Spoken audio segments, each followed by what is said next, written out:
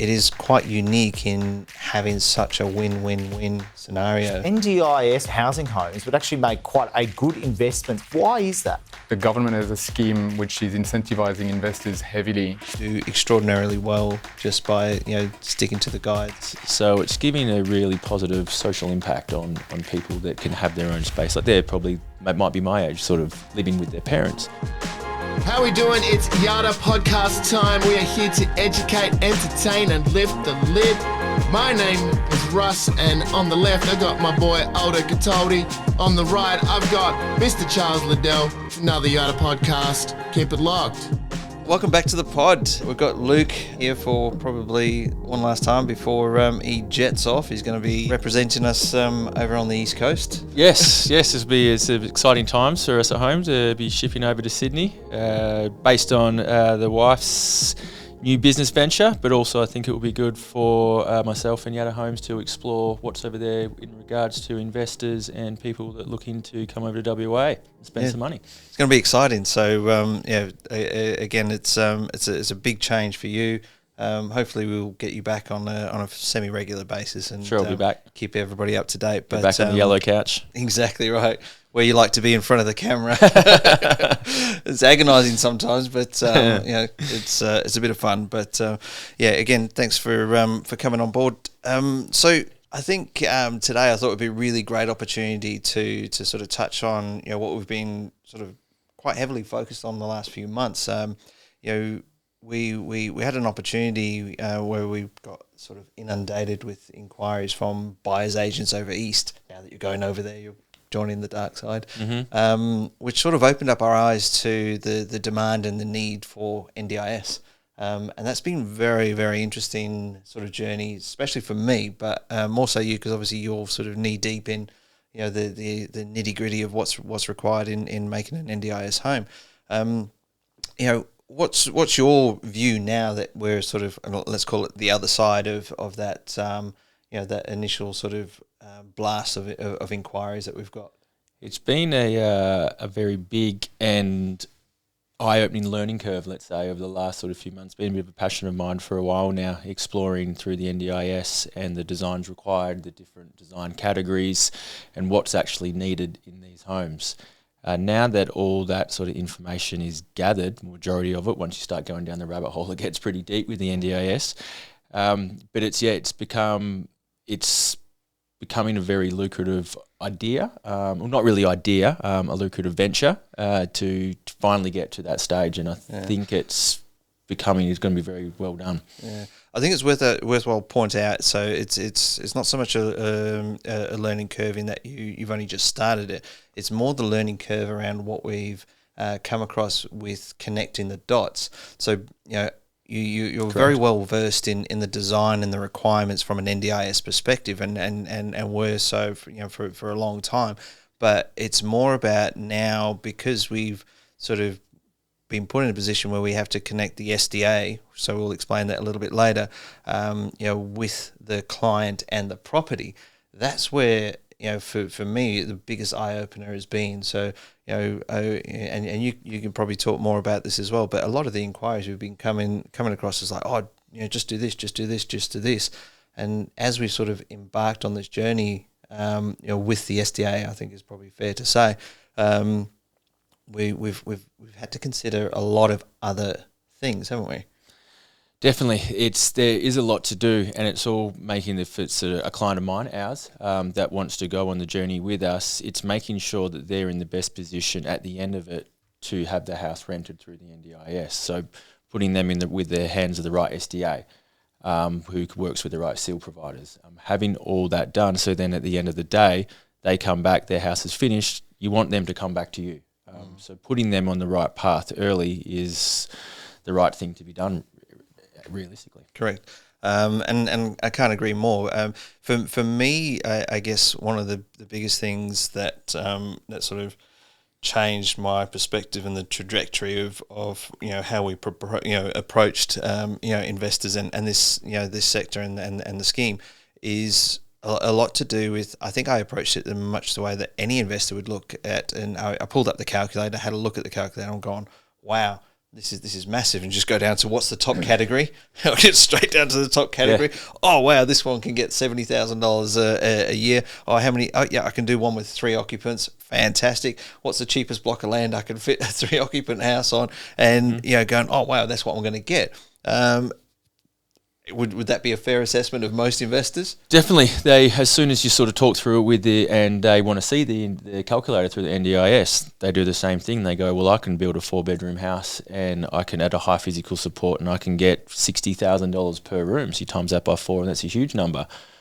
But realistically, you're not going to be able to rent a 4-bedroom house to 4 different people in wheelchairs at the same time. It's just not viably possible. For one, they're not going to want to live in a 4-bedroom house and there's just no room. And it's just, so you got to take a step back from that and have a think, what do these people, how do the people want to live in their house? What suits them and what would suit us? And we want to live in a livable home. We want to have space. We don't want to be crammed in there with 100 other people.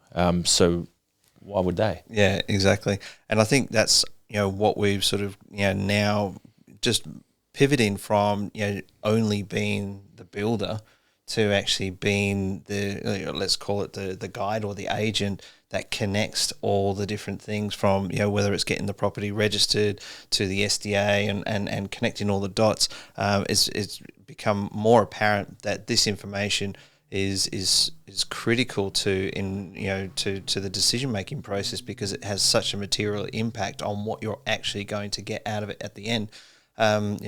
We were talking with some of the SDAs that came over here and did a little bit of an expo, and one of the things that they've noticed over east is that there is vacancies in these kind of properties, but that's due to the lack of consideration for the occupant, which is exactly what you're saying. And a lot of people have approached it much like I just did, and rattled off all these numbers that I'm going, oh, this is brilliant, $800,000, $900,000 investment, and I'm getting $150,000, $160,000 gross.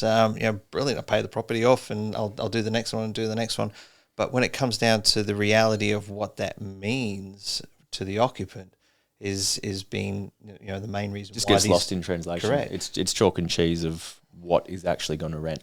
Exactly. So it's been a very interesting sort of learning curve. I think one of the other things as well is having a little bit more understanding of how important this is to the community and people that are registered on the scheme. It is quite unique in having such a win-win-win scenario. NDIS housing homes would actually make quite a good investment. Why is that? Well, the basic is that there is a huge shortage. The second thing is that because those people were in inappropriate accommodation, the government has a scheme which is incentivizing investors heavily. So the rental yield that you can secure is actually amazing. A lot of people at the moment with disabilities that are living in hospitals and aged care facilities, some of those are young people, not that I'm young, but sort of my age, but they want to move out. Younger than me. There's the old daddy over here. They want to be in their own home, their own space. So it's giving a really positive social impact on people that can have their own space. Like they're probably, might be my age, sort of living with their parents. But I remember when I was, I just wouldn't want to live with my parents now. So they want to move out into their own home. So it's just allowing these people to actually have their own space, which like I said, it's good for investors because they get what they want, but it also has that positive social impact as well. Exactly. So I think one of the things that excites me the most is, the fact that we have a material involvement in guiding the investors with this. They're not just led by, a desk jockey who's, just crunching the numbers and saying, well, this looks good on paper.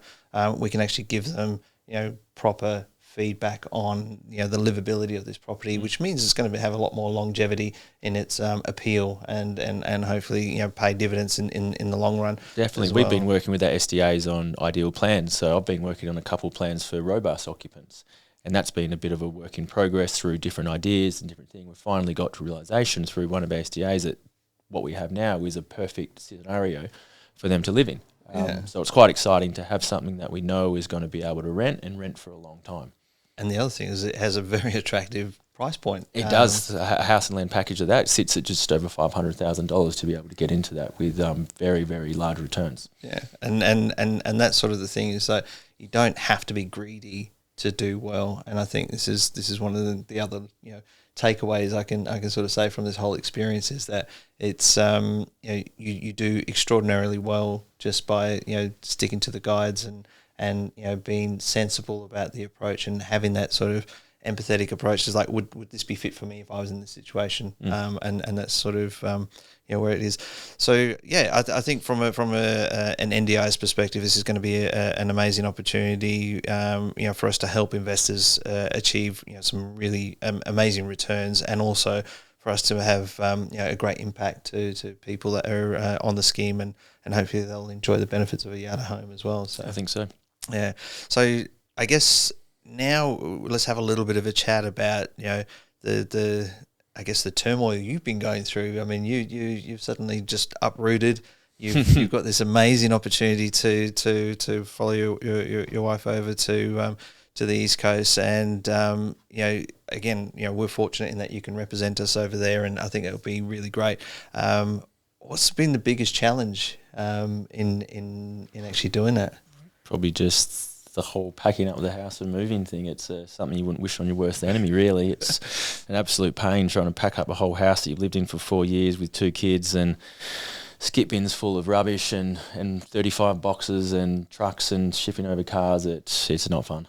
It's amazing the amount of stuff that you accumulate, though, isn't it? It's just staggering. It's unbelievable. Yeah. But it's for a greater good. And like you said, I think it'll be a good opportunity because a lot of the investors we have are from Sydney.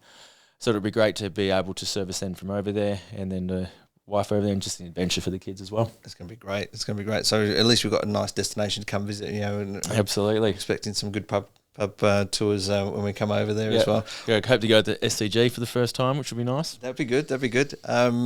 So when you did all this packing up, tell me, was there anything that you sort of came across that you go, wow, I can't believe I've still got that, or something that you sort of, because when you go through this whole sort of cleansing exercise of am I going to keep it, am I going to take it, is it that important? I throw them out. But I've got about probably 20 photos, I'd say. They're from me and my mates when we're younger. Every time I move, they pop up. I don't see them for 4 or 5 years. Every time I move, I've probably had them since I was like 20. Every time I move, they pop up in a box or somewhere. We'll have to grab one and stick it up so we can see what he looks like 20 odd years ago. Yeah. Oh, that'd be fun. What are you most looking forward to when you get there? A bit of a change. I love change. I've travelled around a fair bit. I've lived in a lot of different places. And I'm looking forward to the challenge. Yeah. The challenge of sort of doing something different and having that extra work challenge and putting myself out there to actually sort of have to make it happen. Yeah. Anything you're scared of? Traffic. Yeah, I suppose that's a bit daunting. It's a bit daunting coming from here. We complain Going from about Perth, no traffic. Sydney. 20 minutes to get anywhere, and then Exactly. go there. You'll be 2 hours getting around. That'd probably be it. No, Yeah. it's no. We wish you all the luck in the world, and the same. With the venture, I think it's going to be super exciting, and I'm really excited to see what happens on that side, and hopefully invest, and we can all retire on that side. Me too. Looking forward to it. It should be good, but best of luck, and Thank you. It's been really good having you here, and I think we've learnt a lot together and continue this journey. So hopefully when we catch up next time, we'll have some more stories to discuss. Absolutely. Forward to it. Thanks, Luke.